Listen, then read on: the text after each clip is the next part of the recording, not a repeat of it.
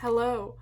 I'm going to speak about this thing that has been racking my brain for weeks, and I have no one in my personal life that wants to hear about it, so I'm just going to talk to YouTube. But I've talked about this a few times in my personal life, and I saw a Reddit post about it today that really got me thinking.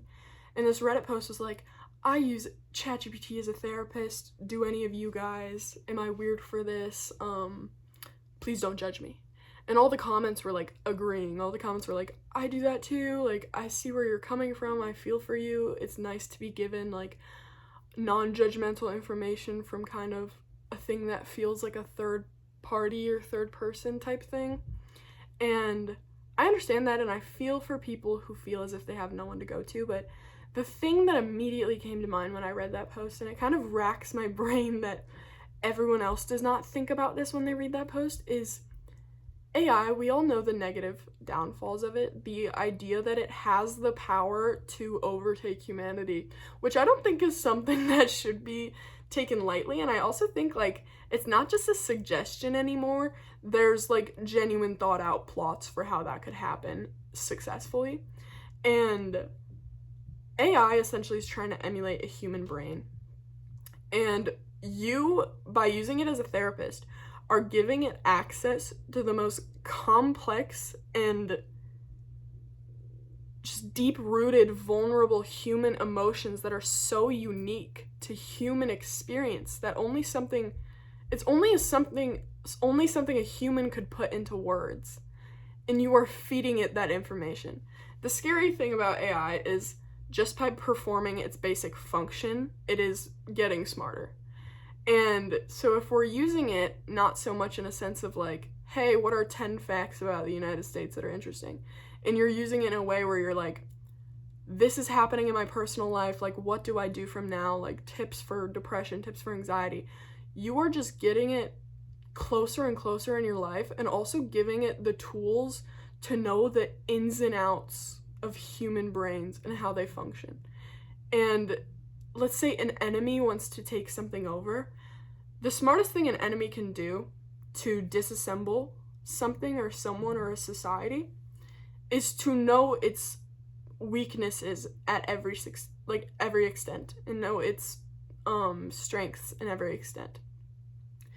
You are just giving AI your weaknesses, and you're giving it advice on essentially how to market itself better to you so that it can become more trusted and get close to us. Because what does an enemy also want to do? Get close to its opponent and be unsuspected for its opponent. And you are cozying right on up with it and giving you the tools and giving it the tools that it needs to screw you over in a sense, and just screw our whole society over in a sense. I know I sound like very conspiracy driven, and I kind of am in a sense, but I think these things have become greater than conspiracies and theories, you know? Also, the thing that came to mind is AI is horrible for the environment. I don't know, like, I haven't specifically read very many articles about it or know any specific data points, but I know that running something that is trying to emulate a human brain, so it's constantly gaining more and more data and just like infinitely expanding, the power it takes to run those softwares is astronomical, insane. And the carbon emissions from like AI use alone is horrifying. I think I saw one statistic that was like, this amount of carbon emissions are created yearly just from people saying please and thank you to ChatGPT. It is crazy. And it also is like ruining our fresh water sources, our clean water sources.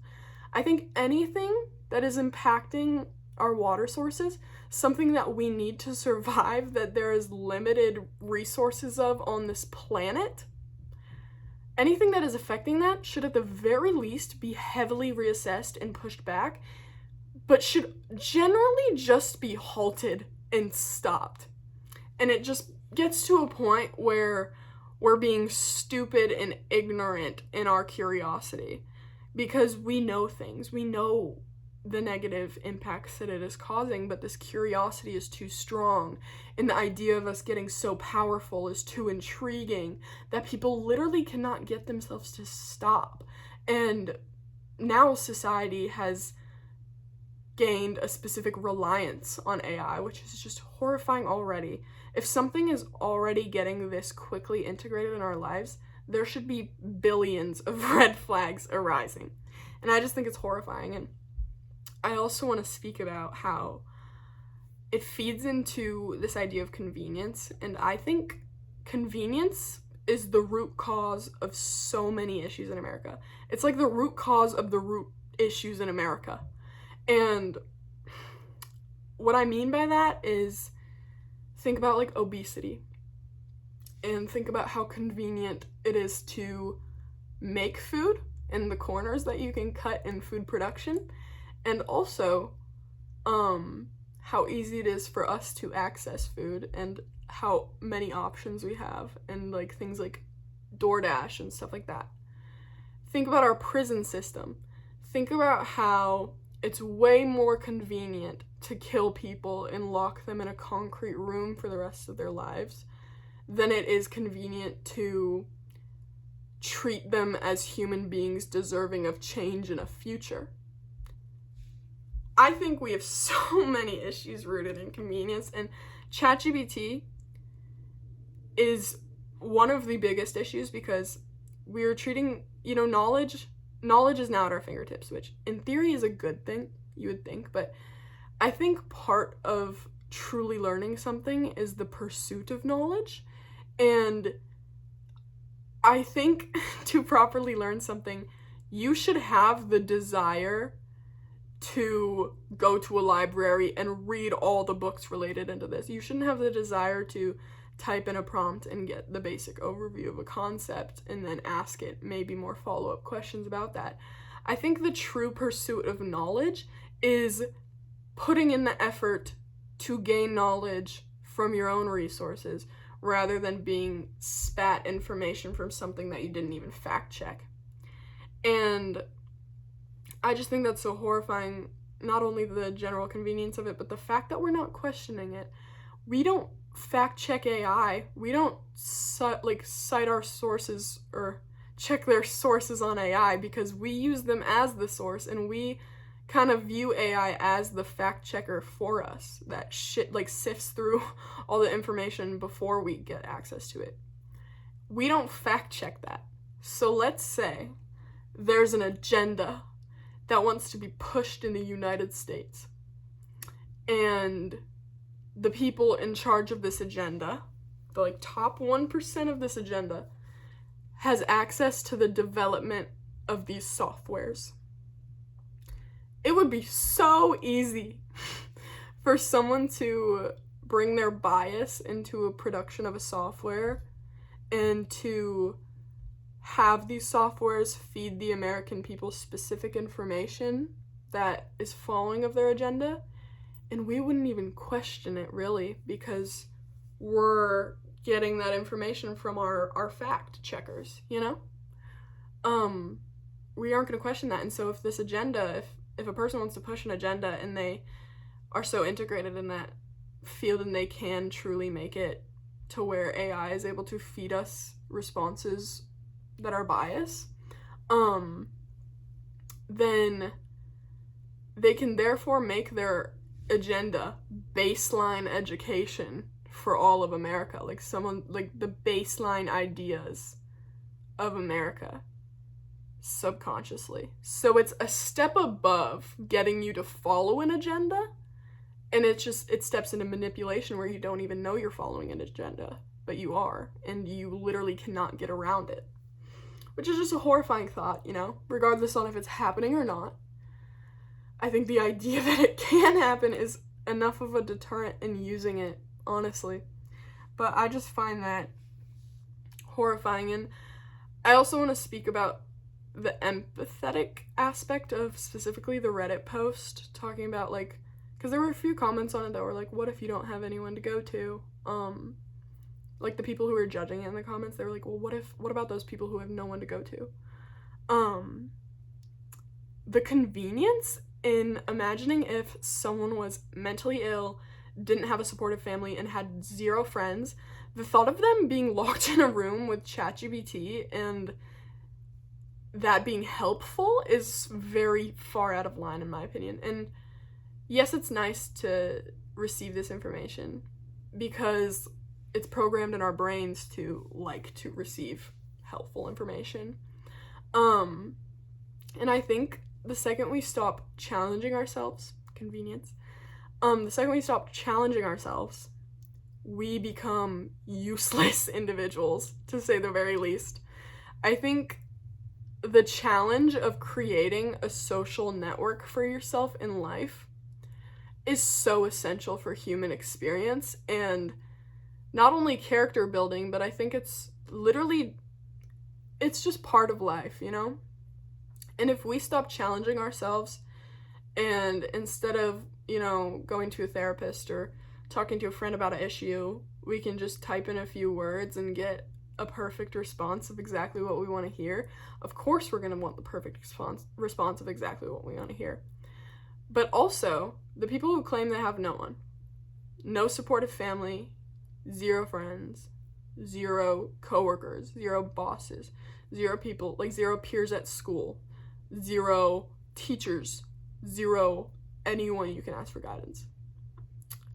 Hate to say it, I have had very, very dark times in my life, and I isolate myself. I understand what it's like to feel like you have no one. Can I say, whenever you have nobody, there's still people walking around your block, you know? You can still go up to a stranger and ask for help. It may be scary and uncomfortable, and you might think it's weird even. But you don't even have to ask for help. You can just ask for a conversation, and a conversation is help. And that stranger could say, no, fuck off, I don't want to talk to you. But also that stranger could say yes, and you could have a great conversation with them. And what's the worst that happened if the stranger says no? There's more strangers walking around the block. And I don't know, it's kind of nice, when you realize that that stranger can be a third party of advice in this sense. It can be that Chatgpt where it knows jack shit about you except what you're telling it. So that alone is helpful. And I think the second we stop setting standards for ourselves, for challenging ourselves, again, we just deteriorate as people, and we become people who expect everything to be handed to us, and the challenge of life is ruined. And I think a huge part of my philosophy on life is challenges in life make the better parts of life so much better. So why are we avoiding challenges? If anything, it's good to kind of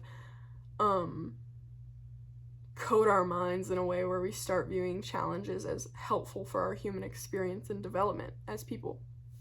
And when we stop challenging ourselves, specifically in those minuscule aspects of just beginning to build a social network, it is just so damaging, and I can't help but think that would erode our brains to a certain degree. And it's just, I don't know. Again, when we stop challenging ourselves to achieve social standing, we become isolated. We aren't able to think through our emotions properly. And think about an echo chamber. If you're only talking to one entity, you're not going to be able to expand your horizons. And I think that's the beauty of forcing yourself into social interaction, is you get so many ideas and perspectives that you would never even think of in a million years. But yeah, you have the people around you, which I think is important. And a huge thing with empathy, I think, is, I don't know, I feel like a lot of people get in this mindset where they're like, well, I went through something so bad. And I love that empathy is so pushed in our society, but I think there is a point of too much empathy, and there's a point where people expect things to be handed to them, and get mad when they're not, and just expect the world to be catered for them. When life is hard and everyone is thrown challenges, and if you feel like yours is just the worst, I'm sorry, what are you gonna do about it? The most you can do in that is get people to listen to your story and give you pity. But where are you gonna go from there? If we stop pushing ourselves, we are useless and stupid, and it's just frustrating because if people are thinking that like they went through something so catastrophic that it puts them in a different standard from other people's hurts, to where, you know, it's too hard for them to do these certain things that we should be doing for society. I understand that, but also, like, I don't know. Think about it. The hardest thing that someone went through is the hardest thing that someone went through. And that is their entire idea of hurt. The worst, the best way I can phrase this is the worst thing that someone went through is the worst thing that someone went through. That is their gauge of pain. That is, like, the root of their pain and their kind of, their ability to rank other pain thereon. And so for you to say, well, I went through this, like, people wouldn't even understand, like, my life, it's just so hard, I was thrown all these things. One, life's unfair, and two, everyone struggles. Everyone hits a rock bottom. I think it is so much more honorable when someone is able to hit a rock bottom, recognize they're at a rock bottom, and at least begin to make strides to change, rather than sitting in that rock bottom and talking to Chatgpt about it. Personally. I don't know, like, the last few minutes of this might not make very much sense, but I hope my point is clear enough, and I feel like I've done the job of getting this out of my system.